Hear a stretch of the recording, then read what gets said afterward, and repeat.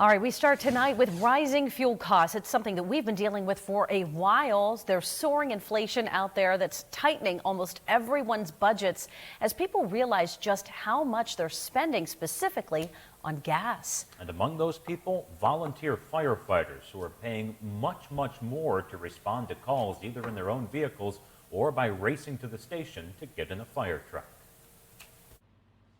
Volunteer firefighters aren't paid for their work, but they're paying for it, spending their own money to serve their communities. On average, it cost me about $5 a call just to make the call. Chris Skrenkla of Fuller Hose in Northeast says the fire company's bills are rising and personal fuel costs are starting to add up too. It's been a lot of trips back and forth to the firehouse. It's been a lot of trips back and forth to Green Township, to Harbor Creek, to Greenfield, to Wattsburg.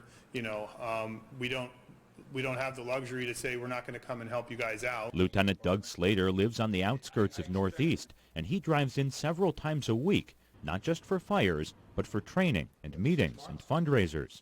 The position always consumed his free time, but now it's starting to eat up his budget too. When you dedicate your time to the community just to try to help the community out, and you don't look at what you're spending.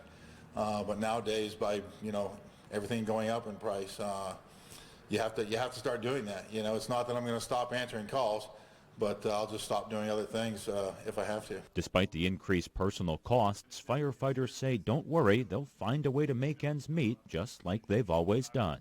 Whatever they call you for, you have to go and do your best on their worst day.